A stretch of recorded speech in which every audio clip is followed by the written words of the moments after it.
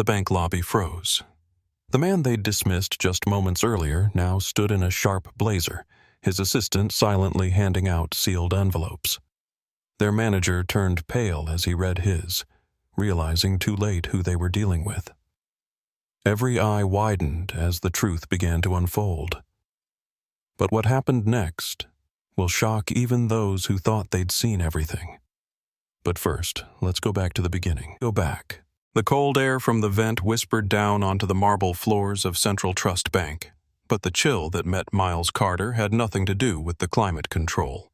It was the kind of chill that lingered just beneath the surface of polite smiles that seeped from sanitized uniforms and bureaucratic indifference. He stepped forward into the foyer, his posture relaxed but precise, his eyes scanning the lobby with a quiet calculation honed by years of boardroom battles. Yet here, in this branch, his branch, he was seen as just another man with no business being there. Sandra barely concealed her instinctive skepticism. Her nails clacked against the keyboard as if each keystroke signaled another internal warning. Her eyes, coated with mascara and caution, flicked toward Miles like a security camera tracking an unidentified object. The dissonance was immediate. His voice was too confident, too calm, his words too measured for someone they assumed to be just another walk-in with unrealistic dreams. But still, the uniform of anonymity, sweatshirt, sneakers, no entourage, overrode reason. Carter Enterprises, he repeated, not for effect but for clarity. The name should have sliced through their assumptions like a scalpel.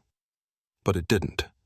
It bounced off Sandra's preconceptions like a pebble against steel. She laughed, not cruelly, but with that deeply condescending flavor that comes from someone absolutely certain they're educating a fool. "You must be mistaken," she said, with a smile too smooth to be friendly. Miles didn't flinch. He didn't need to. Patience was a skill he'd paid for 100 times over. With sweat, rejection, and the weight of silence in rooms full of suits who once saw him the same way Sandra did now. Then Charles entered the scene, a man who looked like he had been born in a tie. He wore authority like a second skin, until he opened his mouth. "Miles, was it?" he said, already sealing the distance with a false familiarity. "We've had others like you come through. Best not to get hopes up too high." There was no malice in his tone, only a practiced, performative pity that stung sharper than anger ever could. They didn't even glance at his name on the system. They didn't check his ID. No financials were requested, no questions asked. The verdict had already been reached the moment he walked through the door, unqualified. Not because of numbers, but because of a decision made behind narrowed eyes and polite contempt. Miles stood silent as the denial came down like a gavel, and for a moment the hum of the lobby's fluorescent lights felt deafening. They thought they were closing the book. They hadn't even read the first page. The rain had started as a mist, but now it ran in thin, deliberate lines down the glass panels of the bank, as if the sky itself had chosen to weep where Miles Carter could not. He stood motionless on the curb, one hand in his pocket, the other clenched so tightly the seams of his jacket sleeves pulled taut around his wrist. He didn't blink, didn't fidget. But beneath the stillness, a war raged in his chest, a quiet, simmering ache that no amount of business acumen or net worth could shield him from. This wasn't new. He had felt it in boardrooms where silence fell the moment he entered, in hotel lobbies where he was mistaken for a valet, at charity galas where donors assumed he was part of the entertainment. That subtle, razor-sharp humiliation that didn't scream, but whispered, "You don't belong here." He had hoped, foolishly, that things were changing, that the title of CEO, the 7-figure account balances, the deals closed in glass towers might have bought him more than just material success. He had hoped they might have earned him permission to be seen. But today reminded him, no amount of wealth could insulate a black man from being reduced to a stereotype, not even when he owned the damn building. He looked back through the glass doors, watched Sandra's silhouette as she returned to her desk, probably already bragging to a colleague about how she'd put some scammer in his place. Charles would be reviewing security footage, congratulating himself on handling a potential situation with decorum. And none of them, had even paused to wonder if they were wrong. They weren't simply disrespectful. They were dismissive. And that stung far deeper. The humiliation wasn't in the rejection. It was in the inevitability of it. But beneath the pain, something colder stirred. Clarity. A kind of clarity only those deeply wronged ever taste. It didn't burn hot.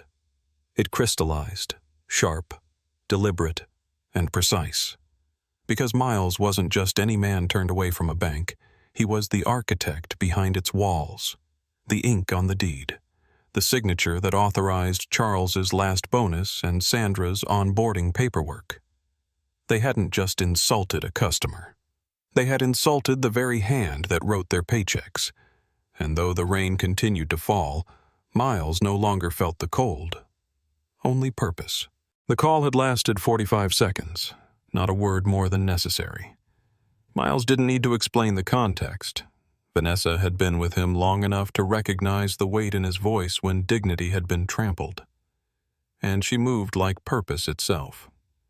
Within 15 minutes, the black town car coasted to the curb like a silent judgment, tires slicing through rain-slicked pavement, the city parting around it without resistance. Vanessa stepped out, tailored navy suit immaculate, heels clicking with the rhythm of controlled retribution. She wasn't just an assistant. She was an extension of Miles's authority, and she moved through the bank doors like a scalpel through fabric, slicing through confusion and smug complacency before she even spoke. "Good afternoon," she said with a tone dipped in honey and edged in steel. "Is Mr. Charles Dempsey available?" Sandra, still basking in the afterglow of her self-congratulation, barely looked up at first, but her gaze snagged on the leather folder Vanessa carried. Deep brown, gold-stamped, pristine. Then she saw the tag. Confidential, ownership, disclosure. Her throat worked in a nervous swallow. "He's in his office," she stammered, all bravado gone. She reached out with hesitant fingers, as if touching the folder might set something in motion she couldn't undo. Vanessa didn't speak again. She simply handed the folder over and waited. It was the silence that unnerved Sandra most, the kind that doesn't demand attention but consumes it. She opened the folder with trembling hands. Her eyes skimmed the opening page, and then the second. By the third, the color drained from her face like someone had pulled a plug in her veins. There it was. In cold, irrefutable ink. Trident Holdings, wholly owned by Miles Richard Carter, majority stakeholder in Central Trust Bancorp. Her mouth opened, but no words came out. She turned and practically bolted toward Charles's office, papers clutched like a detonator about to go off. Meanwhile, the lobby had begun to shift. Tellers whispered, heads lifted. The usual drone of transactional pleasantries gave way to an uneasy stillness, the kind that precedes a storm you can feel but not yet see. Then the glass doors swung open again. Miles stepped in. No sweatshirt, no sneakers. He wore a tailored charcoal blazer, crisp collar, watch face glinting like a seal of finality. The same man, but now impossible to ignore. And in that moment, the illusion shattered. They finally saw him. The tension in the lobby thickened, clinging to the walls like fog after a storm. Every eye was fixed on Miles Carter, not as a curiosity now, but as a presence that reshaped the very gravity of the room. The same man they'd dismissed an hour ago now stood as an undeniable force, and no one dared breathe too loudly. Charles Dempsey emerged from his office like a man walking to his own sentencing. The bravado that once puffed his chest had vanished. Now he wore his authority like an ill-fitting costume, unraveling at the seams. He managed a brittle smile, but it cracked instantly under Miles's unwavering gaze. "Mr. Carter, I wasn't aware." "No," Miles said, his voice calm but edged like glass. "You weren't. That's the problem." The words hit harder than if he'd shouted. A stillness spread like a tidal pull before a wave breaks. Phones went quiet. Keyboards stilled. Even the lights seemed to dim. Miles didn't pace. He didn't raise his voice. He simply stood centered, spine straight, eyes scanning the staff like a surgeon evaluating an infected wound. "You made a judgment call," he said, voice measured, deliberate. "Not based on policy, not based on protocol, based on what you thought I looked like. You didn't ask questions. You didn't check records. You assumed." He turned to the room, eyes sweeping over every employee, faces now tight with apprehension. "I run mystery audits on my branches twice a year. Quiet visits to assess customer service, professionalism, ethical conduct. Today was your test, and you failed. Spectacularly." Charles began to move, a hand gesturing, words stumbling out. "Please, this isn't fair. I didn't know who—" "You don't get paid to know who I am," Miles interrupted, eyes locked. "You get paid to treat everyone like they matter, and you didn't." He turned slightly, nodding to Vanessa, who had already anticipated the next move. She pulled a set of sealed envelopes from her bag, thick, stamped with gold. The HR department was already live on a secure tablet, face of the head of compliance projected for all to see. Charles stepped back as Vanessa handed him the first envelope. He didn't open it. He didn't need to. "You're fired," Miles said simply. A gasp cut through the room. Sandra. "But, sir, I didn't know who you were." Miles looked at her for a beat, then replied with surgical precision. "That's exactly the point." And just like that, the hierarchy inverted. The gatekeepers had been judged and found profoundly unworthy. The branch looked the same on the outside. Glass facade, corporate signage, the revolving door that spun with mechanical indifference. But inside, the atmosphere had shifted. The change was invisible to the untrained eye, but palpable to those who had known what it once was. A fortress of quiet exclusion wrapped in smiles and scripts. Now it pulsed with something else. Accountability. At its helm stood Jacqueline Price, a woman whose name resonated throughout the financial sector not for flashy headlines or corporate theatrics, but for impact. With over 2 decades of service and a career built not just on numbers, but on nurturing people, Jacqueline didn't walk into that branch to fill a vacancy.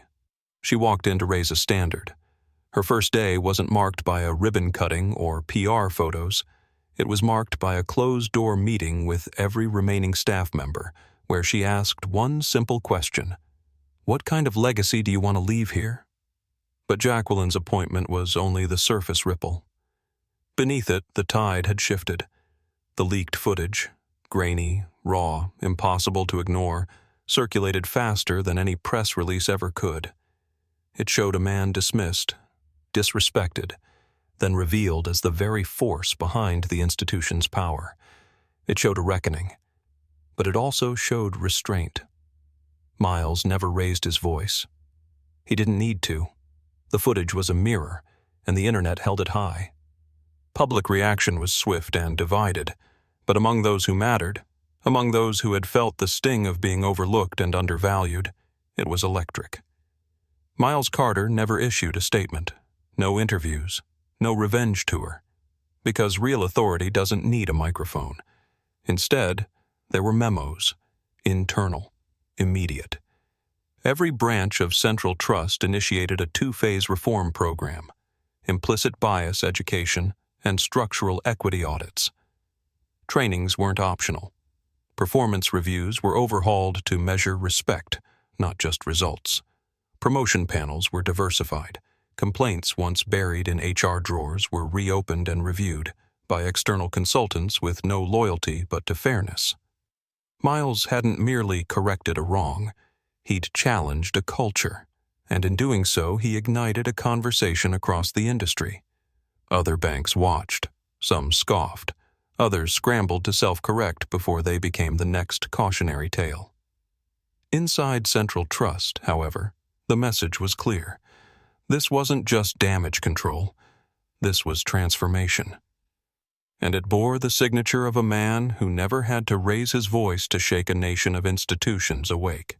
The message arrived on a quiet Tuesday. No fanfare, no subject line screaming for attention. Just a name Miles barely recognized. Danielle Hayes. A junior teller from the same branch where the curtain had once been pulled back so dramatically. The branch where silence had spoken volumes and courtesy had been wielded selectively. Now, months later, her name surfaced again. Not in shame, not in apology, but in reflection. The body of the email was short, sincere, free from corporate polish.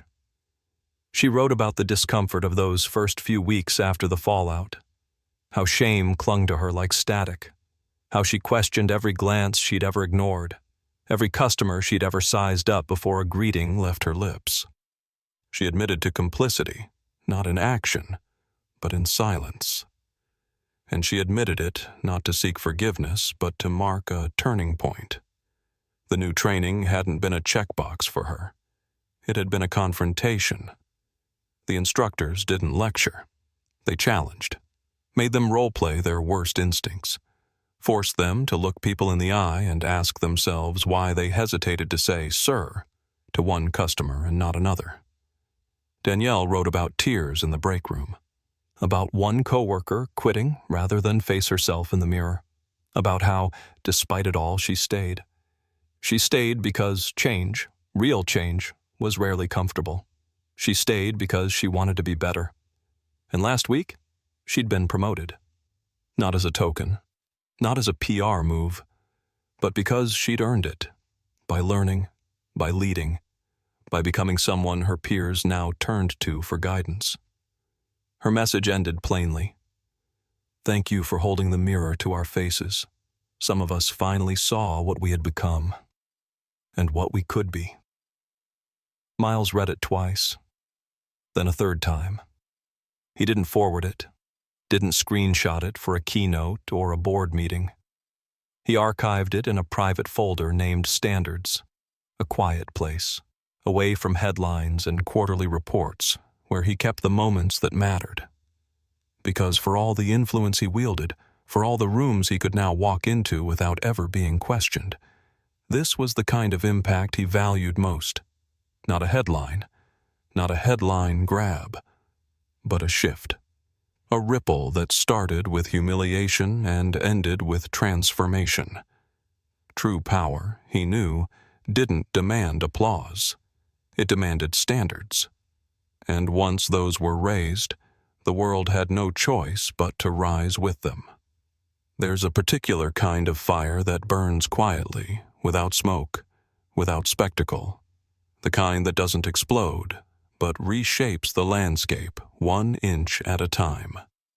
This story is that fire. It begins where many stories of injustice begin. In silence, in assumption, in the subtle, everyday decisions made by people who think they see the world clearly. A man walks into a bank. He's not loud, not aggressive. He speaks plainly with purpose. But still, his voice is dismissed before his words even land. Because in that room, appearance carries more weight than truth. And that is where the spark is struck. We are gripped first by anger, not the kind that shouts, but the kind that tightens in the chest, that clenches the fists when watching a man, clearly intelligent, clearly composed, be treated like a burden instead of a client. That anger gives way to humiliation, the deep, familiar sting of being unseen, unheard, unrecognized, even in a space built on recognition. The pain here is not theatrical. It's deeply human, and all the more piercing because Miles doesn't lash out. He absorbs, observes, plans. What comes next is not revenge. It is precision. Hope surfaces not in a grand gesture, but in a single phone call. In the unspoken language between a leader and his most trusted aide. In the methodical unfolding of truth, handed over in a folder heavier than 100 apologies. The staff's faces tell the story before Miles utters a word. They know. Then, the reckoning. Swift, surgical, fair. The world expects rage. What it receives is justice in its most distilled form, measured, unemotional, absolute. And in that reckoning, a truth emerges. Power doesn't need to raise its voice to make the walls shake. But the triumph isn't in the firings. It isn't even in the moment of realization that Miles owns the very institution that tried to reject him. It's in the aftermath, the trainings, the promotions, the reform, the email from a woman who looked in the mirror and saw herself clearly for the first time. That is the legacy. This story follows the emotional architecture of crushing injustice, but transcends it by ending not in vengeance, but vision. It dares viewers to ask, what if justice wasn't just a moment, but a movement? For anyone who's ever been dismissed, overlooked, judged too soon, this isn't just a story, it's a blueprint,